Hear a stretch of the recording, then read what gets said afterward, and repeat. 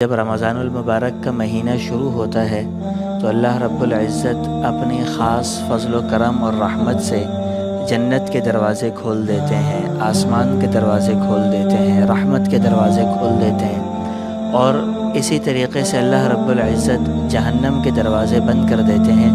اور شیاطین کو زنجیروں میں جکڑ کر قید خانوں میں ڈال دیتے ہیں۔ حضرت ابو ہریرہ رضی اللہ تعالیٰ عنہ نے جناب نبی کریم صلی اللہ علیہ وسلم سے نقل فرمایا کہ جب رمضان المبارک کا مہینہ شروع ہوتا ہے تو اللہ رب العزت اپنی خاص فضل و کرم اور رحمت سے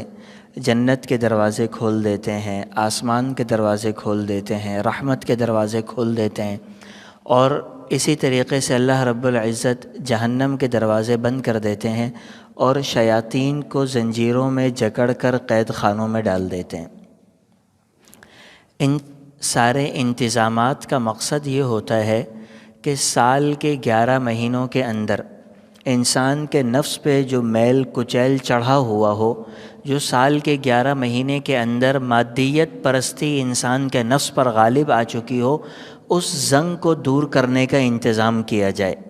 اگر کسی لوہے کے ٹکڑے کے اوپر زنگ لگ جائے اور وہ ٹکڑے کو آدمی آگ میں ڈال کر زنگ دور کرنا چاہے اور وہ ٹکڑا آگ میں ڈلنے کے بجائے شور شرابہ شروع کر دے کہ جی مجھے تو تکلیف دی جا رہی ہے، اذیت دی جا رہی ہے، آگ میں جلایا جا رہا ہے، جبکہ در حقیقت اس لوہے کا علاج ہی یہی ہے۔ تو اسی طریقے سے رمضان المبارک کسی مشقت یا کسی تکلیف یا کسی اذیت کا نام نہیں۔ رمضان المبارک در حقیقت ہمارے جسم کے اندر جو خرابیاں پیدا ہو گئی ہیں، جو بیماریاں ہمارے اندر پیدا ہو گئی ہیں، ان بیماریوں کو دور کرنے کا نام ہے۔ اب جس آدمی نے اس بیماری کو دور کر لیا اور علاج کروا لیا، وہ تو ٹھیک ہو جائے گا، کامیابی کے راستے کی طرف چل پڑے گا، اور جو آدمی اس علاج سے بھی فائدہ حاصل کرنے سے انکار کر دیتا ہے، اپنی اس بیماری کو بچا کر رکھتا ہے، تو اس آدمی کا علاج پھر اس دنیا میں نہیں ہو سکتا۔ یہ سمجھنا چاہیے کہ ہمارا جسم مادیت یعنی مٹی سے بنی ہوئی چیزوں سے مرکب ہے، اور ہماری روح آسمان سے آئی ہوئی ہے، اور اس جسم کی قیمت صرف اس وقت تک ہے جب تک روح اس کے اندر موجود ہے۔ جس لمحے روح کا اس سے تعلق ختم ہوا، اس لمحے کے بعد اس جسم کی اتنی قیمت بھی نہیں ہوتی کہ بیٹے اپنے باپ کے اس جسم کو گھر کے اندر رکھ کے بیٹھے رہیں۔ جس لمحے روح کا اس جسم سے تعلق ختم ہوا تو وہ باپ جو دنیا کے اندر جب تک روح جسم کے ساتھ جڑی ہوئی تھی، بچوں کے لیے سب کچھ تھا، وہ روح کا رشتہ ختم ہونے کے بعد اب باپ ان کے لیے بوجھ ہے، ایک میت ہے، ایک مرحوم ہے، جس کو جل از جل زمین کے اندر ورنہ آگ کے حوالے کر کے جلا دیا جاتا ہے۔ یہ جو ہمارے جسم کی قیمت ہے وہ صرف اس روح کی وجہ سے، اور یہ بھی ذہن میں رہنا چاہیے کہ اس روح کا جو غذا ہے، جہاں سے روح آئی ہے اس کی غذا بھی وہیں سے ہے۔ جیسے ہمارا جسم مٹی سے بنا، اس کی غذا بھی مٹی سے نکلتی ہے، جتنی سبزیاں ہیں، جو چیزیں ہیں وہ مٹی سے نکلتی ہے، ہم کھاتے رہتے ہیں اور پھلتے پھولتے رہتے ہیں۔ اس کے مقابلے میں روح آئی ہے آسمان سے، اس کی غذا بھی آسمان سے ملے گی۔ اب اگر جسم کو کوئی بیماری آتی ہے تو ہمیں فوراً پتہ چل جاتا ہے کہ جسم بیمار ہے اور ہم اس کے علاج کی طرف توجہ دیتے ہیں، لیکن روح کو جو بیماریاں آتی ہیں وہ ہم اس دنیا میں رہنے کی وجہ سے، مادی دنیا میں ہونے کی وجہ سے روح کی بیماریوں کا ہمیں پتہ نہیں چلتا کہ اس کو بیماری کون سی ہے۔ ہاں اتنا ضرور محسوس ہوتا ہے کہ وہ آدمی بے چینی کی کیفیت میں رہتا ہے، دلی سکون نہیں ملتا،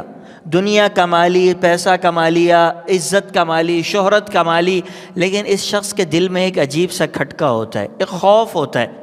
وہ سکون جو دل کو حاصل ہونا تھا، جو روح کو ملنا تھا آسمان سے، یہ آسمان کے دروازے بند کرنے کی وجہ سے اس کو کبھی سکون نہیں ملے گا۔ جیسے آپ کو بھوک لگ رہی ہو اور آپ کھانا کھانے کے بجائے اپنے سر کی مالش شروع کر دیں،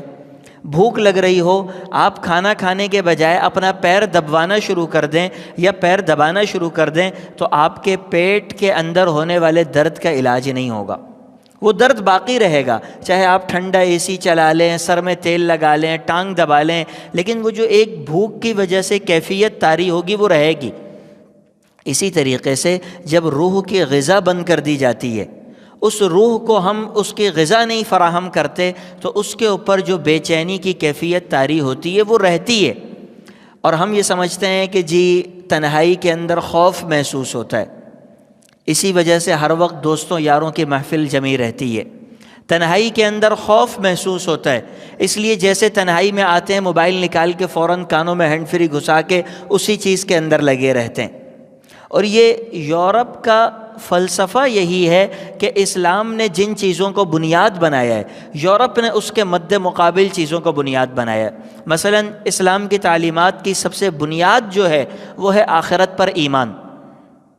ایک آدمی کو اگر اس بات پہ یقین ہو جائے کہ یہ دنیا عارضی ہے، میں نے مر کر ایک ایسی جگہ پر جانا ہے جہاں ہمیشہ ہمیشہ کے لیے رہنا ہے اور وہاں حساب و کتاب ہوگا،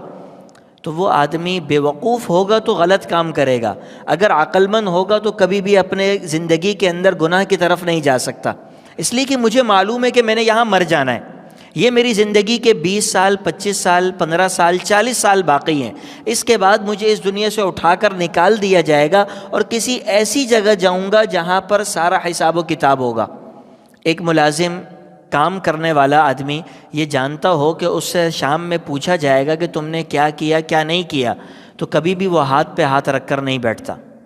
وہ کام میں مصروف رہتا ہے۔ ایک اکاؤنٹنٹ کو اگر یہ فکر ہو کہ سال کے آخر میں حساب و کتاب ہوگا اور اکاؤنٹ چیک کیا جائے گا، بیلنس چیک کیا جائے گا، تو اس کے اندر گھپلا نہیں کرتا۔ اگر ہمیں بھی یہ خوف ہو کہ ہم آخرت میں جائیں گے اور اللہ رب العزت ہماری ایک ایک بات سے واقف ہے، ہماری اس بات سے بھی واقف ہے جو گھر کے اندر ہم نے اپنی بیوی کے ساتھ کی تھی، اس سے بھی واقف ہے جو میں نے اپنے بھائی بہنوں کے ساتھ کی تھی، اس سے بھی واقف ہے جو میں نے کسی سے نہیں کی تھی بلکہ صرف میرے دل میں خیال آیا اور کرنے کا ارادہ تھا لیکن مجھے مہلت نہیں ملی، اللہ اس سے بھی واقف ہے۔ اگر ان ساری چیزوں سے واقف ہو تو اس کے مقابل آدمی کیا کر سکتا ہے؟ تو ایک طرف ہے آخرت، یورپ نے اس کے مقابل دنیا کو لا کر کھڑا کیا۔ ہماری ترغیب، دین اسلام کی ترغیب یہ تھی کہ آخرت بناؤ آخرت بناؤ آخرت بناؤ، یورپ نے اس کے مقابل میں کھڑا کیا کہ دنیا بناؤ دنیا بناؤ دنیا بناؤ دنیا بناؤ۔ تمہاری ترقی کا دار و مدار یہ ہے کہ ایک وہ شخص جو زبان کا گندہ ترین آدمی ہو، اخلاق اچھے نہیں ہوں، لیکن ایک اچھی گاڑی کے اندر بیٹھا ہوا ہو، پروٹوکول ہو، 4 گارڈ اس کے ساتھ ہوں، اس کو دونوں ہاتھ سے سلوٹ کر لو۔ اور ایک وہ شخص جو اخلاق کا اچھا ہو، زبان کا اچھا ہو، کردار کا اچھا ہو، لیکن لباس گندہ ہو، پیدل چلتا ہوا دکھائی دے تو اس کو سلام کرنے کی ضرورت نہیں۔